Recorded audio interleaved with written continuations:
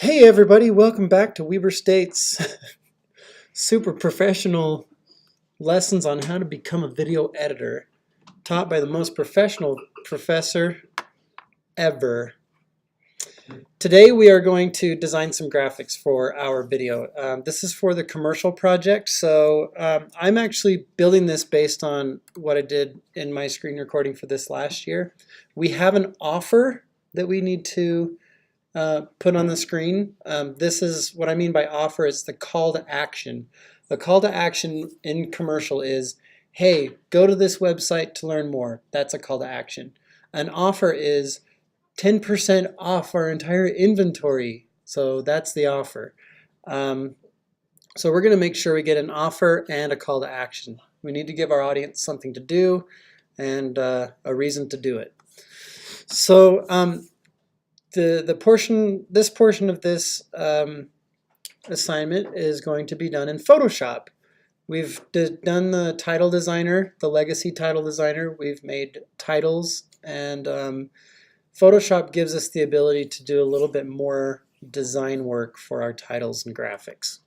So with Photoshop open, I'm going to hit Command N for new, and then Photoshop has a film and video section. You click on film and video, and then we can select an HDTV 1080p preset. And that's 1920 by 1080. Resolution doesn't matter. This could be 300. It wouldn't make a difference because we actually care about the pixels themselves. 1920 by 1080. We definitely want our color space to be RGB. Photoshop knows that already. And then we need we don't need our background to be white, but I'm going to leave it white just so I can have some contrast, something to look at. So I'll go ahead and create that. Whoo, that's bright. All right, so let's take a look at what we have here. We're given these guides initially as our title safe and our action safe. If we were designing this for broadcast television, we would need an additional set of lines in here. Actually, I could do an image search. Title safe margins. Go to images. And if you take a look at this image, see how there's that extra vertical line in here? If I click on, let's look at this one. So this image still has the title and action safe, which are the same as what Photoshop is giving me right here. But inside that, there are some additional lines. Those represent the title and action safe for standard definition television. Okay. If you're designing something that's going to be for broadcast, that's going to have any possibility of cropping the edges of your 16:9 image off for your 4:3 televisions. Does anybody still have a 4:3 television, an old tube television? You do? Awesome, one person. Okay, we are still doing this for people like you. My son has one too. So that everybody can have an image that looks proper. Nothing. Just, that didn't mean to be demeaning or critical at all. It just sits there. Nobody uses it. Oh, nobody uses it. Okay. So this is for nobody.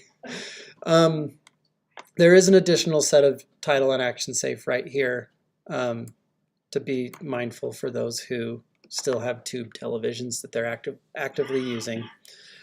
Now what title and action safe is, there's the action safe, which is all the way out to the outside, is the region where there is something called overscan that not all televisions can do. But if you take video, oh my gosh, come on. If you take video on your computer or on your video camera, you're going to get a full 1920 by 1080 image.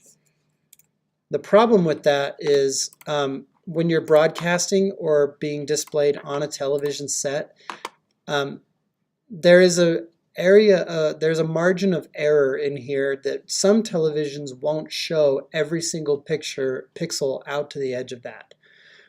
So what ActionSafe is when we're shooting and when we're editing and we're designing, we don't want to put anything that we wouldn't want to get missed outside of here. But what Title Safe is the area inside here that makes sure if you have text on the screen, you don't want to put anything outside there, because then you might be getting to the edge of what your television is showing. So when you're talking about making it safe, don't put anything that you want to be seen or read out and graphically outside this inside line. Hope that makes sense. Make sure it's always within that safe margin. I actually checked this. This is a critical part of the assignment. So if I make a title and call it title, I'm gonna make that white, make it bigger. All right, apply. So if I have this and I want to make sure that I'm pushing the area, but I want to like maximize the amount of visible image underneath, but I want to just kind of tuck that down to the side, don't put it any farther than touching that line. Okay, so that's part of this assignment. That's part of what I'm checking. For visual aesthetic though, if this were the title of the bank, and I blob bank, would I want to put that right up on that title safe line for a visual aesthetic? No, not necessarily, right? You want your entire design to be balanced within this visible safe space. So assuming this is going to be the edge of the screen, and this is where my title begins, you might not want to go any higher than that. But depending on what we have below here, we have an offer, we might have a website, we might have a logo, we might have a disclaimer. There's a lot of things that could go on this screen. And depending on how much weight they all have, we will want to create a balance. Right now, if all we had was blob bank, we would probably want the weight to be somewhere slightly above center. And I say that because when I'm designing titles, I usually don't put things dead center in the screen, because when you're looking at a television, it makes it feel like it's not a heavy title if it's slightly up, barely from dead center. That's just my opinion. I don't know that that's a convention. But we have blob bank. So there's one text layer. That's not a very pretty text. That's not a very pretty font. So, oh, of course not. It's Myriad. Anything's better than Myriad. Even Arial. Let's see, what have I got on this computer? I don't have. Oh, I do have Avenir. Maybe. No. Ooh. Very tasteful. That was sarcastic. All right. Yeah. Because I think banks are archaic. I'm just kidding. I'm anti-bank, by the way. Just so you guys know. I'm anti-financial institution. All right, so we have blob bank, and then I don't remember if I do this in my voiceover, but I put 0.9% interest. If I scale that up a little bit.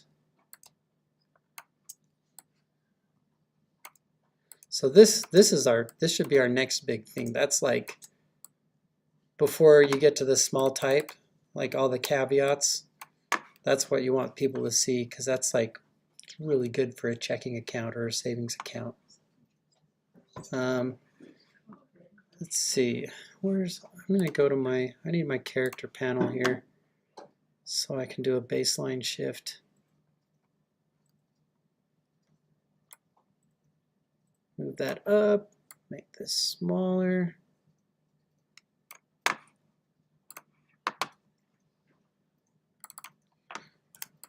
Let's do the same thing with this. Make this a little bit smaller. Let's move that up also. Whoa! What's this one? 35 points. Make this 35 also. Okay, fancy. Blob Bank.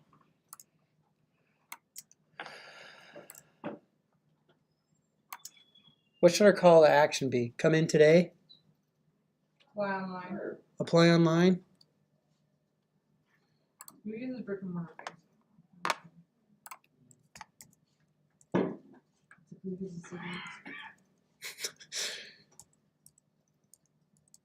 Doing like the worst possible design here. Let's do something slightly more legible. Something not serif. Century Gothic. That's all right. That's okay. Okay, that goes good. All right. Apply online. Come in today. Apply online. Doesn't exist just today. All right. Apply online. So we should probably have a URL, right?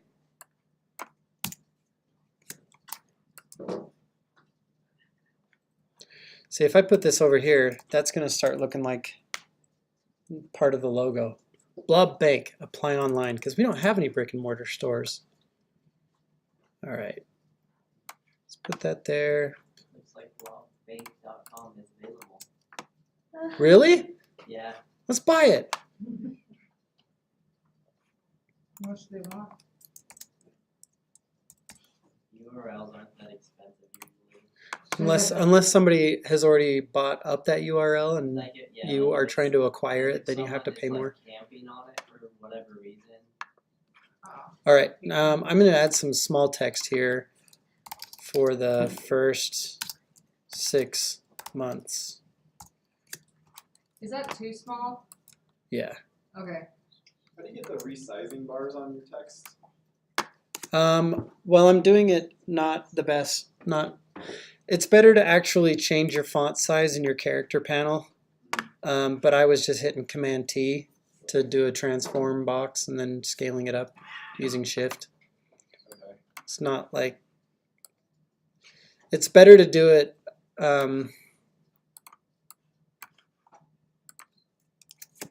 it's better to scale text using the actual character panel and changing the point size.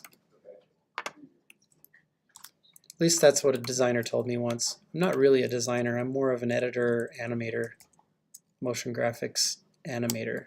Does that make you better than the designers? No, it just makes, actually it makes the designers more important to me. Okay. Because like I can do really good animations, but if the artwork I'm working with is substandard, then the video isn't as good. So I think design is very important. Okay, so I've got my logo, I've got apply online, I've got my offer. I need a URL, right? Apply online. Maybe I could just add an at blobbank.com.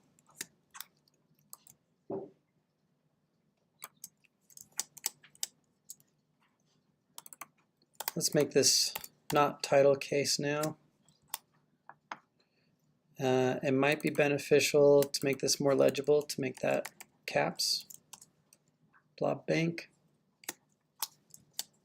www is a thing of the past, people. Just kidding. Everybody knows it's www. Even your web browser knows that.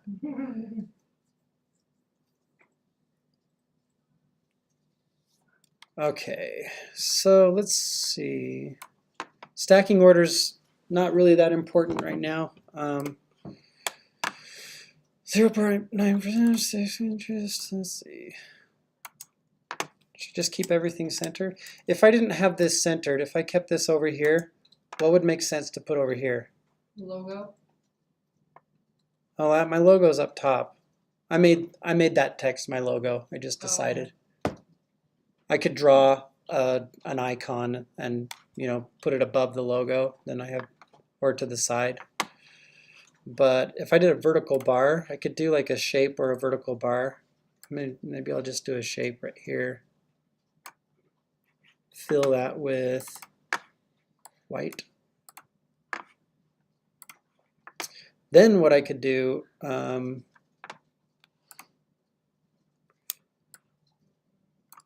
I could change my mind about this.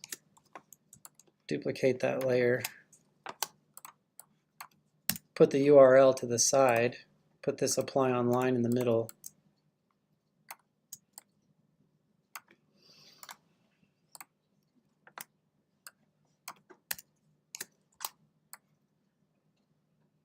How do you like the way that looks? Looks disconnected to me. It's too much, huh? It looks disconnected to me. Yeah. You do like it? Apply online. Some people like it, some people don't. My only complaint would be the space between the URL is not, it does not look even with the space on the other side, if that makes any sense. On the little line, yeah. Okay, yeah, that looks a little Is that I was weighted going better to now? design this, I would put the interest where apply online is and drop apply online down to where the interest is, but that's just my perspective. Can we still other people's graphics? Say what? Can we still other people's graphics? Yeah, for the purpose of this assignment, you can just go rip something off the web. I used to do that. I used to do a Google image search for a certain bank's logo and just do a save image as, and I would use that. Does it have to be Creative Commons or open license or anything? Or? Not for this assignment. This isn't a real thing. It's just a Okay. student assignment. That's why I'm using like copywritten music and stuff too. It's just for practice. If you wanted to use this in your portfolio as, hey, I edited together a speculative bank commercial, then it would be even more impressive if you design your own logo, make up your own bank name, and polish it up and use royalty-free music. Then you can say, hey, look, I created this. I did the post-production on this. Even though it's not for a real bank, if you apply yourself that way, you could actually show this off and add it to your portfolio. So for those of you who are interested in just learning some video editing, do that. Those of you who are actually building a portfolio, try to create as much original content here as you can. All right, because this footage has never been used anywhere, I shot it so that this class could have the footage. So, all right. Disclaimer, what should we have the disclaimer be? This interest rate is good for only the first 6 months. We sold to the devil. Let's change this. I don't know why it keeps doing an 8-point font size. Whoa, let's make it a little bigger. I couldn't even read that. Okay, this interest rate is good for only the first 6 months. After that, it will be so low you might as well have stuffed your money in your mattress. Although, Wait, low? Okay. huh? It would be so low that you might as well, or do you mean Yeah. high? So low. Okay. It will be so low you might as well have stuffed your money in your mattress. Although, if our government, no, I'm not going to get that political. That's tinfoil. Yeah, if you keep your money with us, at least you will be able to log in and watch your balance not change at all. All right, it's a good disclaimer. I put a little asterisk right here, so I need to have the asterisk somewhere here. Whoops. Let's put a little asterisk right there. Let's make it smaller though. Don't want to draw too much attention to the fact that there's a disclaimer. Have to have it for legal purposes though. All right. Ding. Little asterisk. There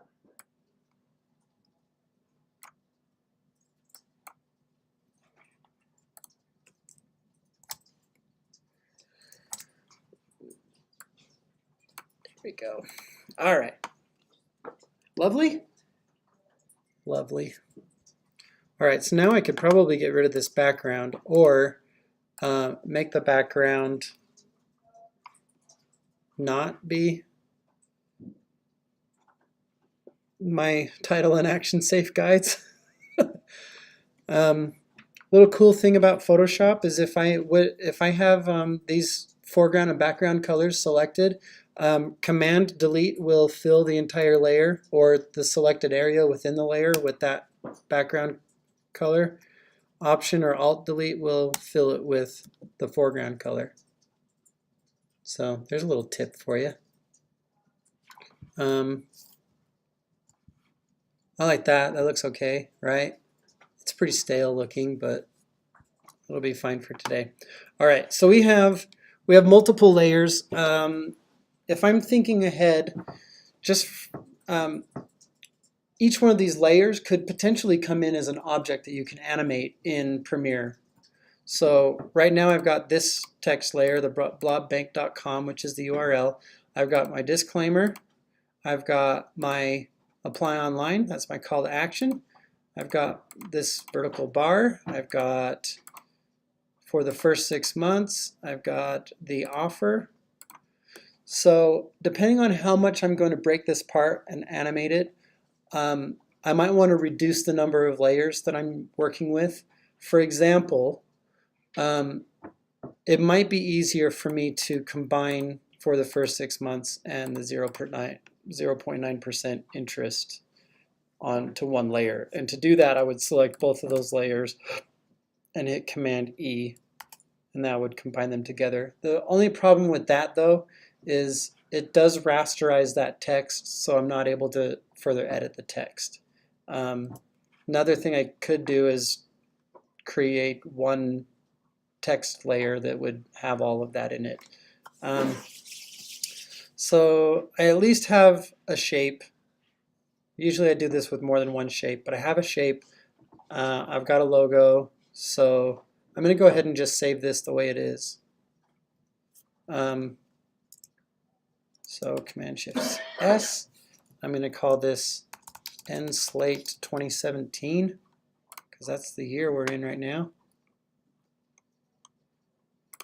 Go to my drive, save it in my assets folder. I've got graphics, EndSlate 2017. Click Save. Click OK. Now, one thing I could do is save this as my save my Blob Bank text as my logo and call it Blob Bank logo. In fact, maybe for the sake of having a logo, we can do this stacked. So I'm going to create another new Photoshop file so I can create my logo. Create. Now I'm just going to take this Blob Bank text layer, drag it to that new tab. And it's white, so I'm going to delete the background layer. And then I'm also going to use my crop tool, which is C on your keyboard. And I'm going to crop that down so that it's just the size of the logo.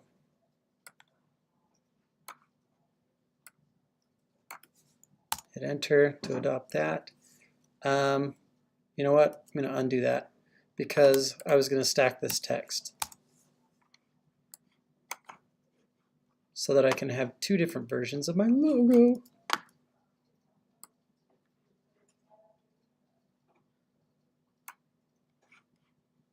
That's probably really hard to see.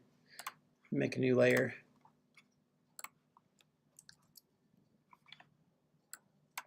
There. Am I totally losing any of you with this Photoshop stuff? This is kind of why I expect you to have some Photoshop experience before this class.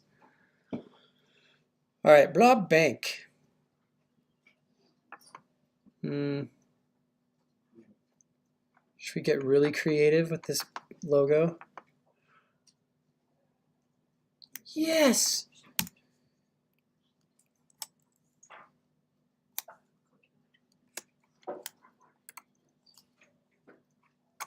Oh my gosh, it keeps doing that. All right, let's do this the hard way.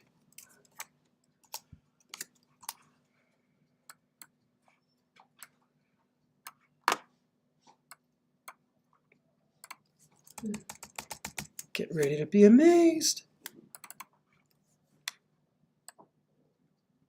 Eh?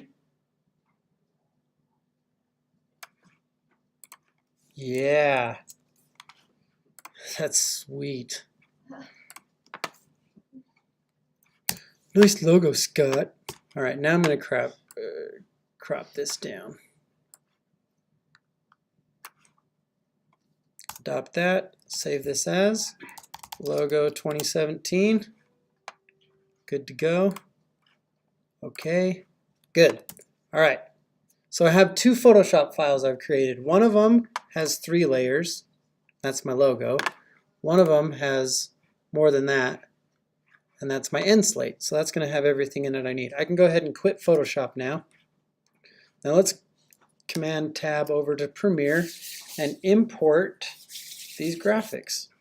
I already have a graphics bin in my Premiere project, but I'm going to go ahead and just delete all 3 of those because I'm showing you this from scratch.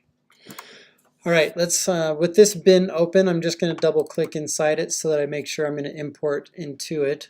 One little shortcut, because I recently saved those Photoshop files into my graphics folder, my graphics folder is going to show up in my recent places drop down. So I can quickly navigate to that. Now right now I'm going to import these one at a time because if I remember correctly, if I try to import both of them, I'm going to prove myself wrong again. So I got my EndSlate 2017 and Logo 2017. If I import both of these at the same time, oh, it still gives me the option. So here's my options for importing a layered file. So this is for the EndSlate. This dialog box is just dealing with the EndSlate right now. I can merge all layers, which will bring every single layer that I created will just come in as though it were a JPEG image. Like the layers wouldn't even matter. Or I can do individual layers.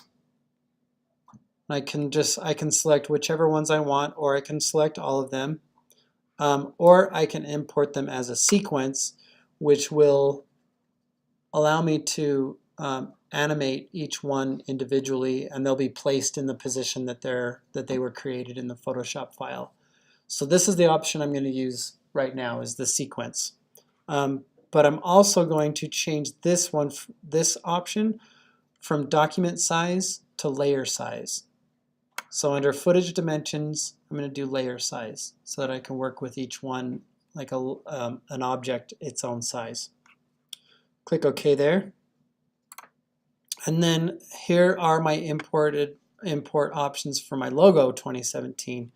I've got, it's only shown 2, oh yeah, it is only 2 layers.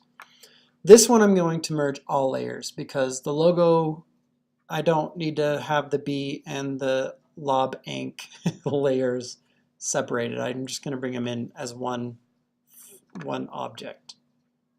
So merge all layers is what I'm going to do for logo 2017. Click OK. There, now I've got these two options.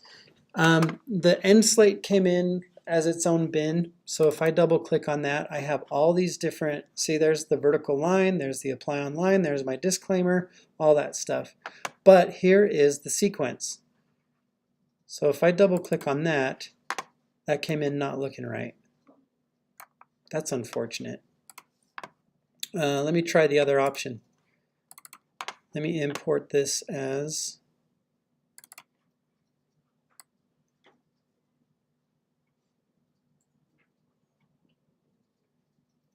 individual layers. But there they are all, oh, as the document size. I get it now. Premiere, you're supposed to be smarter than that. The whole point in having this come in as a sequence is so that these will be laid out where they're supposed to be. But by default, because I did them all as the layer size, it put them all right in the middle. So I have to relay this out again. But that's actually, that's fine because I need to teach you how to move this stuff around on the screen anyway. I thought the document was a 1080p size. It is. That means this sequence is also 1080p.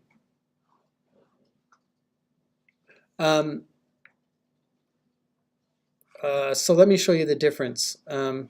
Because of, let me import that other one again. Let's do a second import. We'll do the same thing as we did before. Import it. This is just to show you sequence. If I leave this as document size, click OK, and then I open that sequence, everything's laid out where it's supposed to be. The difference is this. If I try to change the scale of Blob Bank, for example, let me go there. Go to my effects controls panel, and I try to scale it up or down. It's doing it based on the, as though this one layer were the size of the entire composition. Whereas if I go here and click on Blob Bank and go to the motion settings, I can now move that around as its own object that scales on itself. Okay. But I'm now having to do the additional step of repositioning all these objects where they go on screen.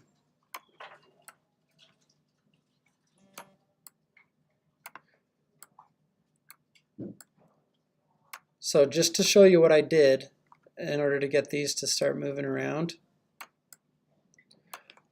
if you click on any layer, any one of these objects, I keep calling them layers, but they're really different objects on different tracks in the timeline.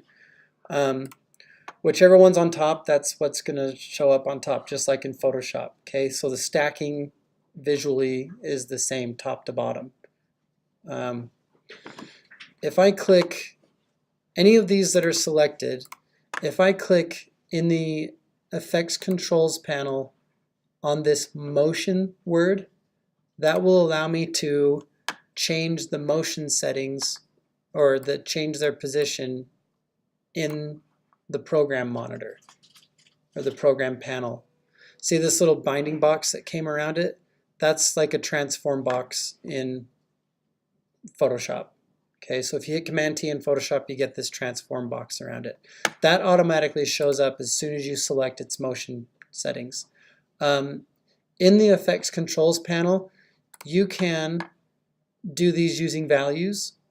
So I can slide this position value in the X and it'll go side to side. I can slide it in the Y and it'll go up and down. I can change the scale by sliding this. I can also, if I want that to be exactly half the size, I can select that number, type in 50, and that'll make it 50%.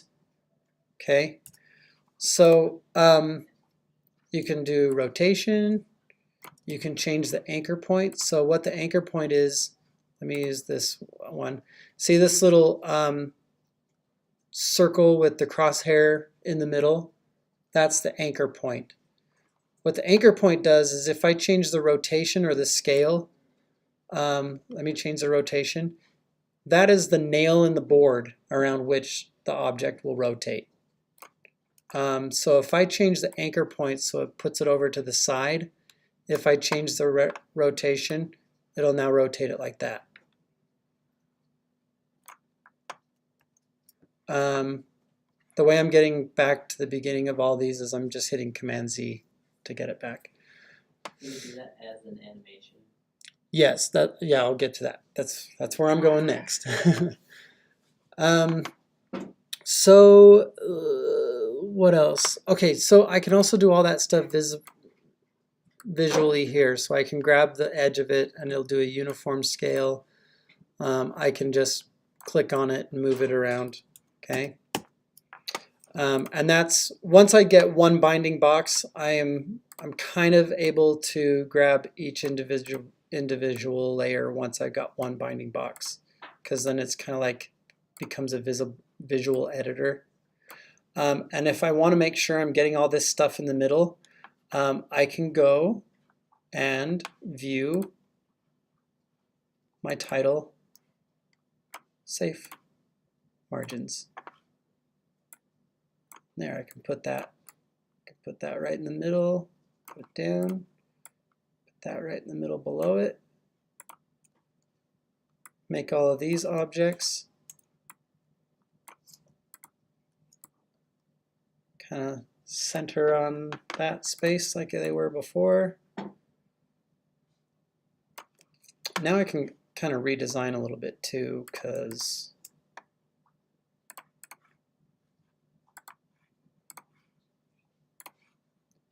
if I bring all this stuff down just a little bit, that might look a little bit better.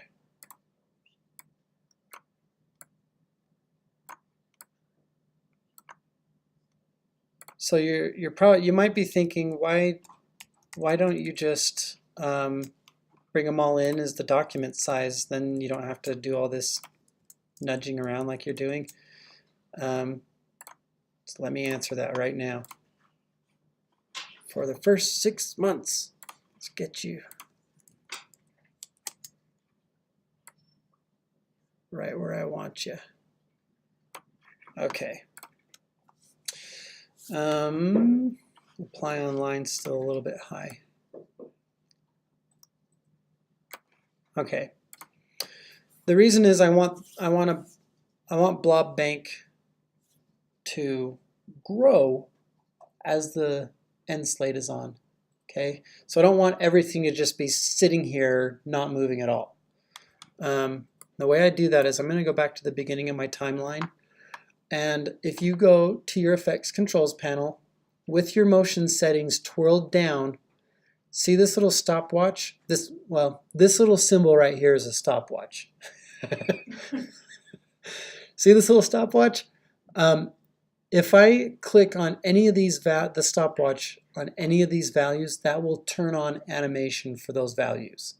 Okay, so if I go to position, I have activated keyframes for the position properties, and it added a diamond right here where the playhead is at the beginning. You can't see it right now, but I'll get to that in just a second. So I can turn that on for all of these. I can make it scale over time. I can make it rotate over time. All that stuff. So what that did is it placed those values at the beginning of the timeline. So if I scooch my playhead forward to 2 seconds and I changed my position, oh, that was the wrong layer. Oh, I'm doing all this to the background layer. All right, let me go back. Oh, okay. If I click on the stopwatch again, that'll turn off animations. So any animation that I've added to these properties, it gets rid of it if you click the stopwatch again. So let me go to the logo, go back to the beginning of the timeline, turn on position, scale, rotation. Go forward to 2 seconds. If I change the value of these, I'm going to create an animation. It's not going to be a good one, but it shows you what you can do. Whee! All right, lots of fun, huh? Now what you can do is you can change the timing. You can now go up and you can grab these diamonds, these keyframes, and you can lengthen out the space so that the animation happens slower. Or you can grab these three, draw a box around these three, pull these over this way, and make the animation go in the opposite direction. So it settles into place. Still, not a tasteful animation, but just to show you what you can do. If I select position, check out what happened here. Oh, sorry. There's a line going from one to the other, and I can actually go here and visibly use the visual editor to kind of change the position of that first keyframe. But you can also, there's a little handle on here, you can curve the path that takes. Oh, I'm making a mess here. Making a bigger mess. All right, so if I go here, it'll actually do a curved path. I'm going to turn off that rotation animation. Whoop, so it swoops into place. Okay. Again, probably not the most tasteful of animations. For this one, all I'm going to do, I'm going to turn off position. So no position keyframes, no rotation keyframes. I'm only interested in scale. And I want this to scale from sort of small to sort of big over this, not starting immediately, but I just want it to like grow. Okay, so it's like a subtle grow to bring your attention to it. But let me bring these closer together so you can see the next thing I'm going to talk about.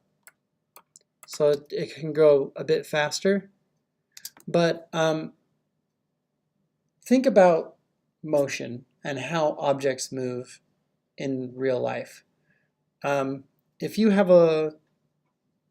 something that you're going to throw, when you throw it, does your arm go from 0 miles an hour to 10 miles an hour to releasing the ball, whatever you're throwing, immediately? Like, or does it like increase in speed? Is there acceleration? Also, if you're moving and you want to stop, are you able to, like in your car, are you able to just stop immediately, or do you have to slow down first? The only thing that's going to stop you is if you crash into a wall, right? So that's what this animation is doing right now, is starting at this keyframe, it's immediately going fast, and then it's immediately stopping, like it's slamming into a wall. One thing that you can do to make this animation a little bit more natural looking is if you right click on these diamonds and you select ease in and ease out, then it'll change them from diamonds to little hourglass shapes, and it'll change the acceleration and deceleration so that it doesn't just move and doesn't just stop without any warning whatsoever.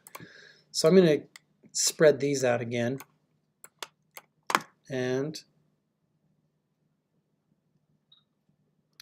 that's a little bit more tasteful, right? Okay.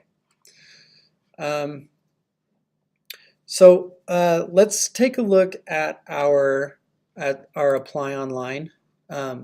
Let's do something wacky and zany to it, and then we'll do something a little bit better or nothing. At a very, very minimum, the very minimum requirement for adding animation keyframes for this assignment is what my logo is doing right now. Just a slight scale, okay? You can add position keyframes and rotation keyframes. I probably stay away from the rotation keyframes because that kind of makes things look a little goofy if they're rotating and scaling, like a little pinwheel effect. But what this Blob Bank logo is doing right now is the minimum for adding animation keyframes. Okay, so I just want to show you the next thing when it comes to animating the position of a layer. So with my apply online layer selected down here in my timeline, I'm going to turn on position keyframes. And if I just move my playhead forward a little bit, click on motion so I can move it, go forward a little bit more, move it, go forward a little bit more. Every time I move it, if my playhead is not already on a keyframe, it will automatically add a keyframe every time I change the position of that. So now I've got this nice whee. Okay, again, not very tasteful, but that's something you can do.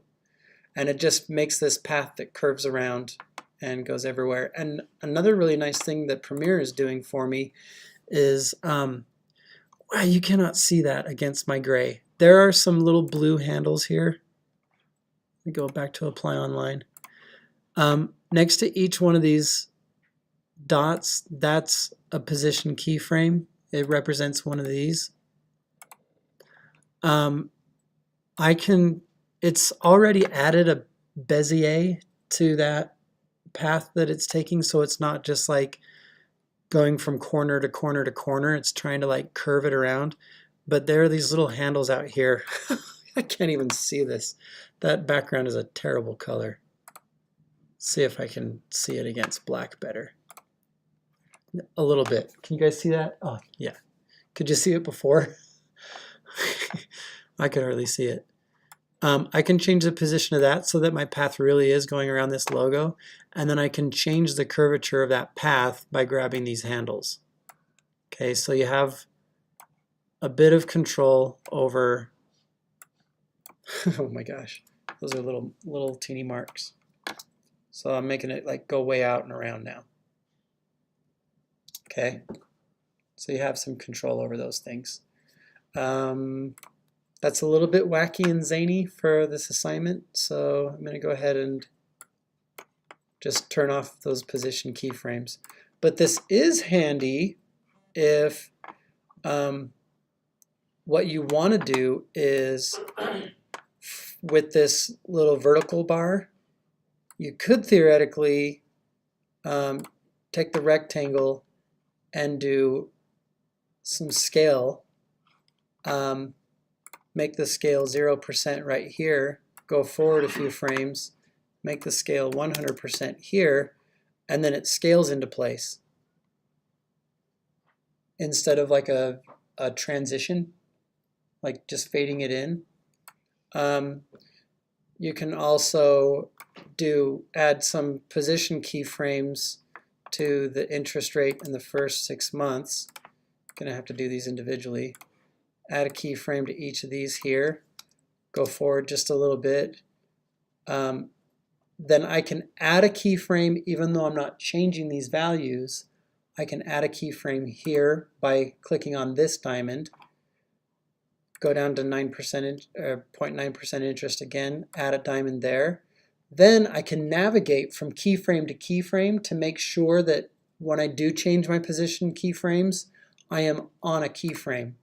Otherwise, I'll start accidentally doing some crazy movements and I don't know why, because if I change values, it'll automatically add a keyframe if I change those values wherever the playhead is. So go to the first 6 months, move that off the screen. Now watch what happens. Whoop. But again, I'm going to want to add the ease.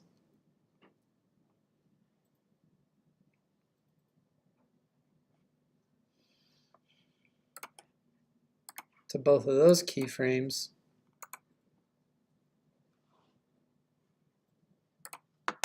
That way when it slides in, those are still pretty close together, but when it slides in, it'll at least not slam to a stop. Okay. You can also, on any of these, you can select the layer, the apply online layer, trim this back this way, hit Command D to add the default transition, You can also do that to the URL. And then the disclaimer, where is it? Oh, it's up here. Disclaimer, you want to be the last thing that come on. All right, let's see how my animation looks now. Okay, so by offsetting the time that everything comes in, you can make it more interesting than just cutting straight to it. But like I say, like at a minimum for this, you do need to have an offer. You do need to have like a URL or apply online or something like that. And you need to have a disclaimer so we can make it seem like we're making a legit commercial, and then add some animation. Okay, so there's the end slate. It's amazing. Last thing we need to do to the bank commercial master is we need to put a little watermark. Oh, we need to put a little watermark on it. Oh, we need to add the end slate to this because right now it's just cutting. Still recovering from today, but whatever. Come open up a bank. All right, so I'm going to put it right there. In my graphics folder, my end slate 2017, I've got my end slate 2017 sequence right here in this bin. I'm just going to drop that down onto my timeline. From today, but whatever. Come open up a bank account today at Blob Bank. All right. I need to go do some edits to this. I need all these to be a little longer. And I need to turn my background layer back on. Get rid of this. Whoops. I'm going to get rid of this cross dissolve at the end of this one. Turn that layer back on. See how it looks for timing. Still recovering from today, but whatever. Come open up a bank account today at Blob Bank. Then trim this to the end. Blob Bank. All right. Okay, let's add a watermark. Let's think, using my logo, I'm going to add a watermark, which is this Blob Bank logo. So I'm just going to chuck this down on a layer or a track above everything else. It can be immediately above or way above, it doesn't matter. But just make sure you don't delete any clips when you bring that down there. Let's watch the commercial and think about when would be a good time to introduce the watermark. When I was a young boy, my dad tried to teach me the importance of saving. I didn't really get what he meant by... Okay, that's not what I meant by a watermark. I'm going to maybe bring it in on clip 3, the third clip. My dad tried to teach me... Yeah, right here. So I'm just going to trim this back to the beginning of that clip.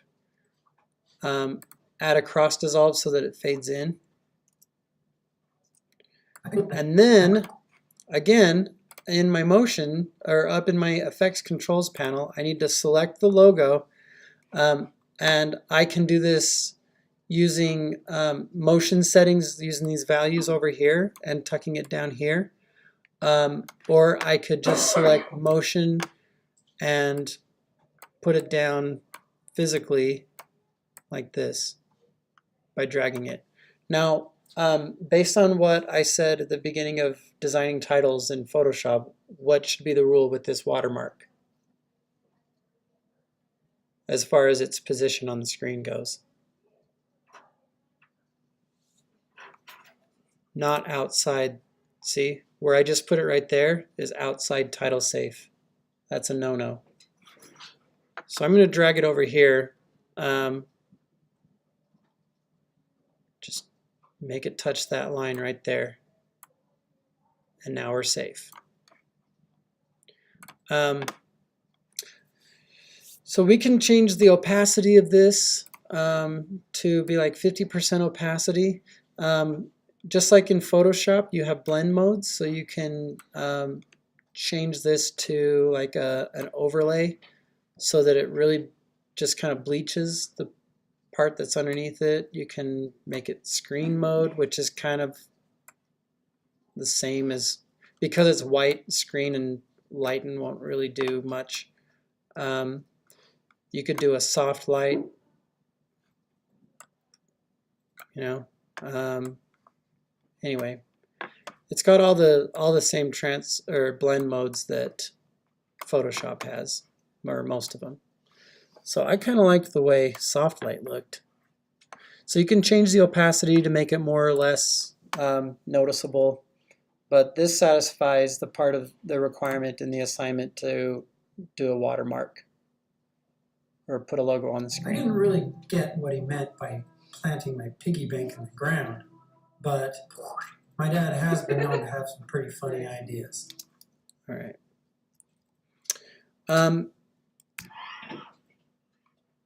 So those are graphics. Well, whatever. Come open up a bank account today at Blob Bank. All right, I'm going to save this. Any questions? You want me to screen record? That was almost an hour. It's usually what I aim for, is to be right about an hour. Okay, thanks everybody. Good luck. Bye.